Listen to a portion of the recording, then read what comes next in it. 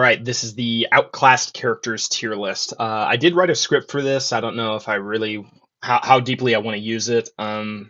So I'm just gonna go ahead and like read off some of the script, not read off some of the script, whatever. I want to do a lot of different types of content, not just like, oh, let me analyze the story or let me analyze game design or whatever. I want to do a lot of different types of content.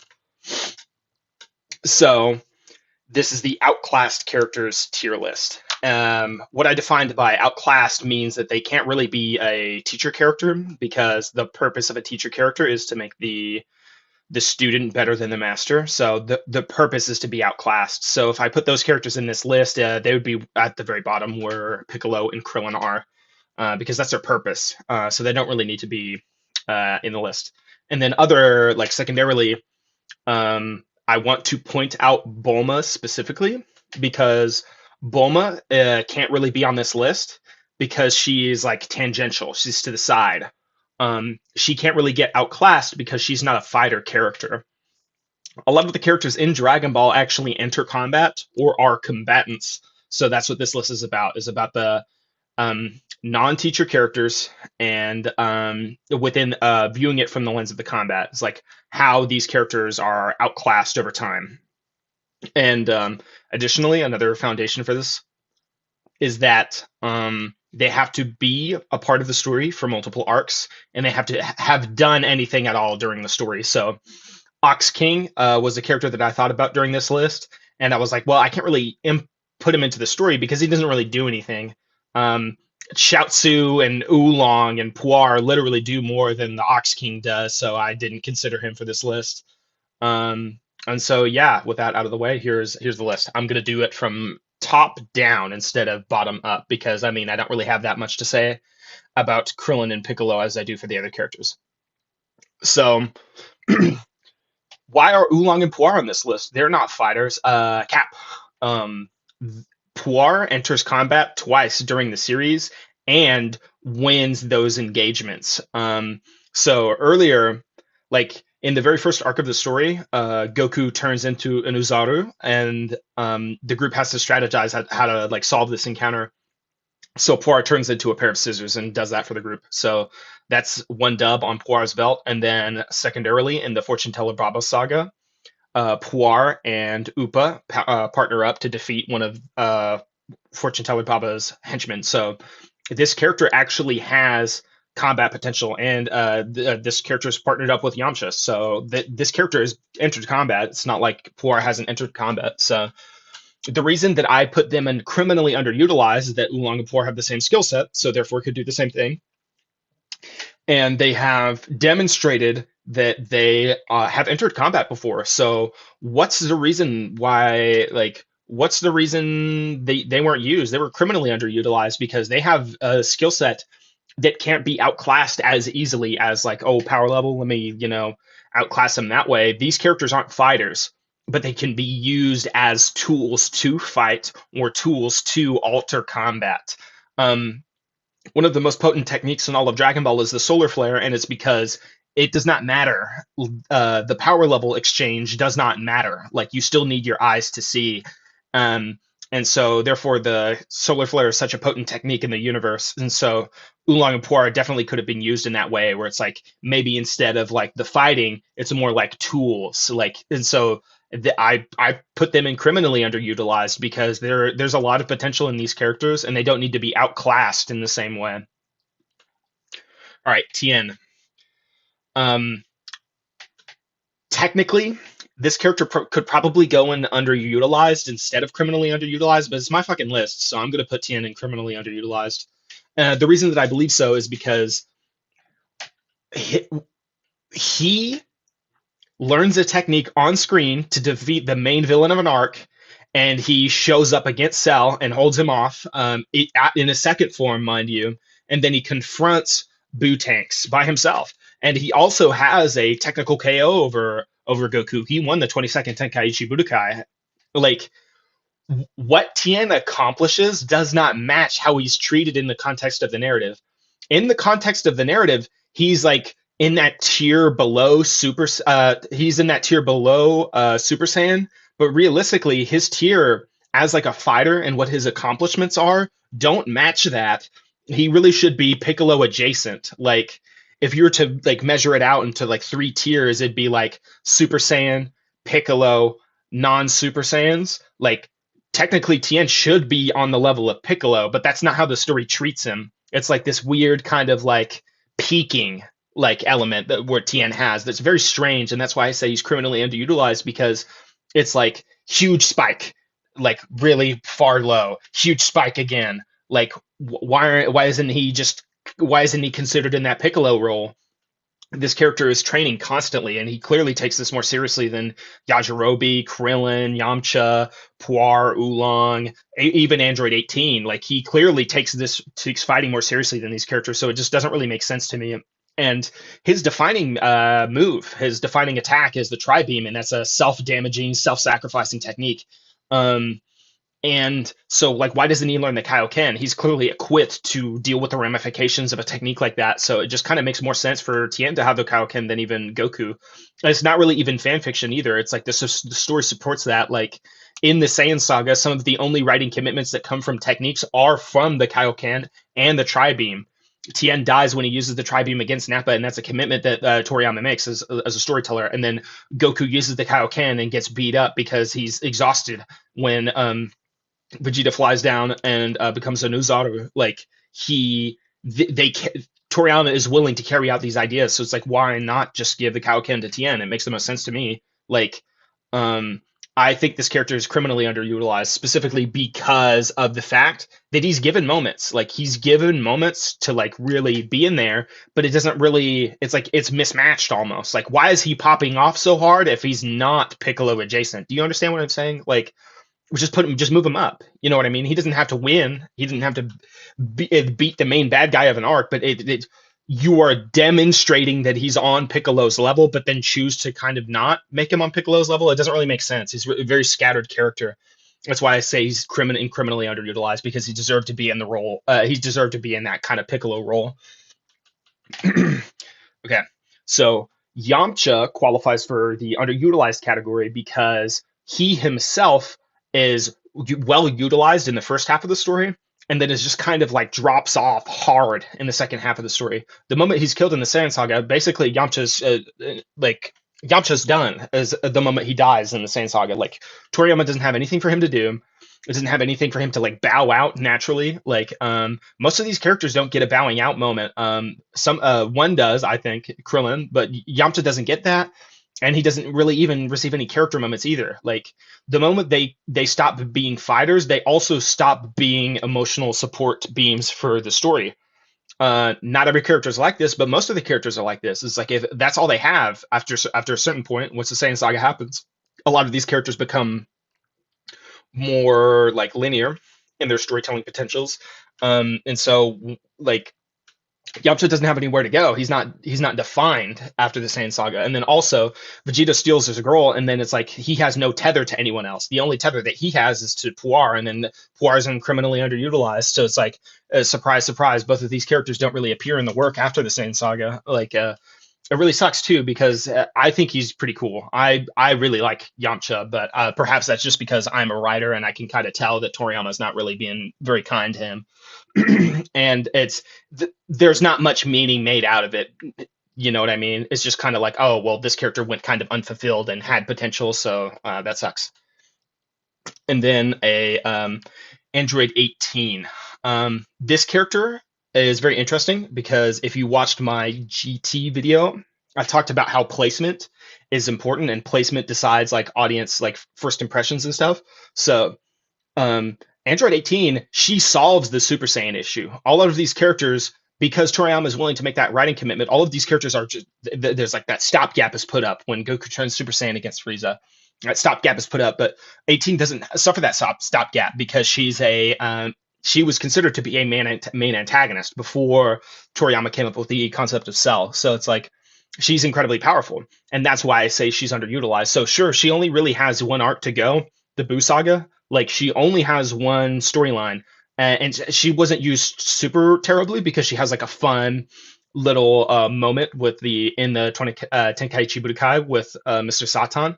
That's a fun character moment. But this character could be in combats. This character is very powerful, and I think personally it was like a misuse. It was a missed opportunity to not have Android 18 go against Boo during the Boo saga. That could have added like a little bit more in that seesaw momentum. But I do understand that Toriyama is trying to go for kind of like almost like a doomsday element with Majin Buu escaping the hyperbolic time chamber, and then like the cast is off screened.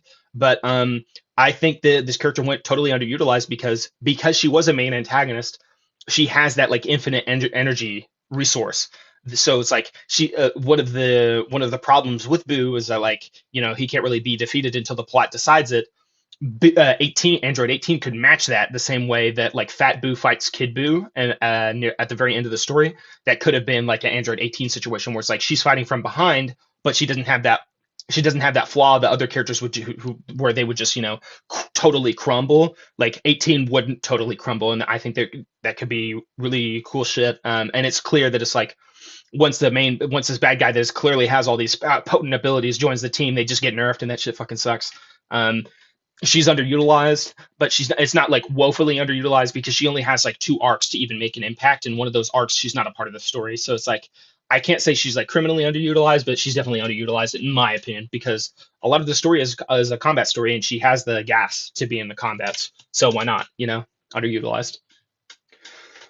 Okay, so this one is a totally different section from the other one. This is change needed. What does that mean? Basically, all the characters in this list besides Piccolo and Krillin could fall under this category. But what I'm really referring to here is that these characters are assigned roles, they're given the ability to fight, but they don't really do anything, even though they could contribute to the narrative. They could, but they're just not given anything. Change needed is my examination of Toriyama clearly not being interested in using them outside of their specific functions. You can criticize Puar all you want. It's like, bro, this character is so silly, but it's like he literally wins 2 combats. Literally, like you can measure that he wins two combats, and like these other characters, they're really just not given.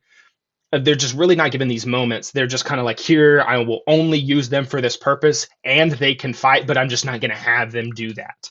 Like it's just kind of weird. The way they went about it. And so change needed means that like you would have to either change the character specifically or the story would need to change. Change is necessary somewhere, or the author needs to re-examine the potential these characters have and then do something with that potential. Launches and change needed because she's a gag, but she never really evolves past the gag. Oolong evolves past the gag because he goes from like shitty villain to commentator. She doesn't get anything because after the 23rd Tenkaichi Budokai, she literally is forgotten about. She's left out of the story completely. She's outclassed even worse than Yamcha is, which is saying something. So like Toriyama had to be willing to do something with this character. I think this character is cool. This character has that like Super Saiyan potential. This character potentially has more potential than other characters specifically because she has fight mode and then fight off mode. Because there's like such a degree of separation there. This is like Super Saiyan, but like interesting because Super Saiyan has no downsides. This would be Super Saiyan with a downside. Launch can fight in one form, but then can't fight in the other form. Like there's potential there for sure, and it could even be like it could be for comedy and for drama, where it's like launches one of our only characters that can fight or something, and then she sneezes like, uh-oh, that could be interesting. But change needed. That's why she's here. And then Chaozu. The only people who are Chaozu fans are people who root for him because it wasn't given anything. This is actually who Team 4-Star thinks Yamcha is. Yamcha has character moments. This character does not have character moments. This character is starving for character moments because he like all of his character moments are him getting hoed. Every single one. Like he's struggling to do basic math, and then Krillin Fortnite dances on him. He gets taken advantage of by Mr. Shen. He rushes into battle against Piccolo, dies. He gets off-screened by Piccolo Jr. at the 23rd, and then he attempts to take out Nappa with a kamikaze attack and then fails. And, like, it doesn't even work. So it's like, man, this character gets hoed so bad. And it's like, it's so funny to see people, like, like doggone Yamcha because of Team Four Star, and it's like so clear that they didn't even read the material because Chaozu is actually Yamcha. The Chaozu is who Yamcha, like fans think Yamcha is. Like Chaozu, all Chaozu does is get hoed, where at least Yamcha has some character moments in the first half of the story. Um, and like the only reason that I can think of is like Toriyama wasn't inspired by Chaozu. He wasn't interested in Chaozu because Chaozu is not like a traditional fighter, and so it's like Chaozu falls into that like Puar and Oolong category where it's like there's definitely potential there, but it's like Toriyama's not willing to actualize that. Like Toriyama needs to change how he thinks about Chaozu, but and the reason I think change is needed here is because um, Toriyama explored the caster type with like the Candy Beam with Majin Buu and the spell casting and the Majin aspect of Babidi. So it's like storytelling potential is there for sure in like a combat scenario, but Toriyama needed to be willing to explore Chaozu. And he just wasn't willing to. And then Yajirobe. Um, he is exactly here because I didn't even think Yajirobe was underutilized, and in fact, he might have even served his purpose. But the fact remains that like Yajirobe needs to change because if he's going to do anything in the story, if he's going to do anything other than be outclassed, his main character trait, his laziness and his just kind of like the path of least resistance, that needs to be challenged. But since it's not challenged, he can't go anywhere. So it's like Yajirobe himself needs to change if he wants to get outclassed, and it's like that's part of his character trait, and that's also kind of what it's like. I don't really mind that Yajirobe gets left behind in a way that I mind for all these other characters. Like I will go to bat for Chaozu, but that's just because I'm a writer, and it's like I can recognize that Chaozu has potential, and Chaozu, unfortunately, suffice it to say, he might have more potential than Yamcha. Even though I like Yamcha more, but it's like Yajirobe, he just kind of like he exists and is kind of like almost antagonistic in a way to the other characters where it's like it doesn't really matter if he's not a part of the group and it wasn't set up as being a part of the group. So but yeah, that's why he's in change needed because he literally does need change if he's not going to be outclassed, but it's like he's lazy, so it doesn't really matter, like it's not addressed in the way it's similarly not addressed in a way where it's like with Chaozu, Yamcha, and Tien, like none and Yajirobe, all four of those characters, it's not addressed that they get outclassed, but it's kind of okay that Yajirobe does because it's within his character traits. So yeah, like change needed. And then Chi Chi. So here's the problem. Chi Chi is she evolves as a character. She like gains character traits over time to become resistant to combat. So because of that reality, it's like Yajirobe, where it's like literally changes needed in the character. So it's either the story needs to change and to tell stories that don't revolve around combat all the time. So, but it's like Toriyama is not going to do that. So, unfortunately, Chi Chi was just going to be left behind. Her purpose is simply to make more Saiyan characters. So, now that more Saiyan characters exist, like technically, if you look at it from another lens, like she changes the status quo of Dragon Ball permanently, and she in that way, she's very meta-contextually potent. She's actually one of the most potent characters on this list, but she's never going to change. She's not going to enter combat. So it's like change is needed somewhere along the axis. It's like tell more stories where it's like Gohan has to actually study. So be willing to tell more of those like down to earth stories, or change Chi-Chi to be like less resistant to the fighting aspects. And I think this character is kind of underutilized, and I really like this character because she is actually funny. She's one of the more funny characters, especially in the manga. She's not as like overbearing in the manga. It's like more jokes and more light and breezy and quick in the manga. And so she's actually pretty cool. I really like this character. So I wish more could have been done, but change needed for sure. And then Piccolo. I would love to talk about Piccolo for literally like 30 minutes and how I think he's like way more sick than Vegeta in like every single aspect. But the fact of the matter is that even though it pains me to say, he was used very well. He served his purpose. He has multiple great moments in the story. He was outclassed in that rivalry relationship with Vegeta, and like with Vegeta, insofar as being a rival, like a long-term rival to Goku. He was outclassed by Vegeta, and that kind of sucks for me personally. But that doesn't take away from how he was used in the story. Like he's pulling quadruple duty as an antagonist, rival, anti-hero, and then the sage advisor role like in the Buu saga. So it's like this character has a lot of movement in the story. So I mean, he served his purpose. I love this guy, and he has a lot of momentum in the work. Almost all Dragon Ball fans love Piccolo, and that's because he's a great supporting cast member with an iconic character design, and he has great moments in the story constantly. Almost every single saga that he's in, except for like, and I wouldn't even. I was about to say except for his introduction, but even as in his introduction, he has a hella aura, so it's like it's not really like he's not has these great moments. Like he has awesome moments throughout the whole story. And then Krillin. A lot of Krillin's success comes from the fact that Toriyama, like, he executes the bending the knee angle the best with Krillin. In his introduction, while they're training for the 21st Tenkaichi Budokai, Krillin knowingly and acknowledges that Goku is better than him. And so, because of that, it's okay when he's like outclassed and it doesn't feel bad when like reading the material. It's like it's really just because it's never addressed. It's not that it happens. It's like, oh, it happening is so bad. It's not addressed like as like a writing concept. But Krillin is like acknowledges that he's outclassed by Goku in literally his introduction, so it doesn't feel bad at all. And then like Krillin has so many like good emotional character moments, and really like um Krillin is one of the hearts of the story. So like he served his purpose because he has so many emotional moments. Like in the 21st Tenkaichi Budokai, where it's like we saw Krillin as this like antagonistic and kind of like smarmy kid that learns to become better, but then he like doubts himself. Even though he's come so far because of the like Orin Temple goons, like these guys, they fucking suck so much that all they do is like antagonize Krillin. It's like they don't even know that Krillin's like way nastier than them.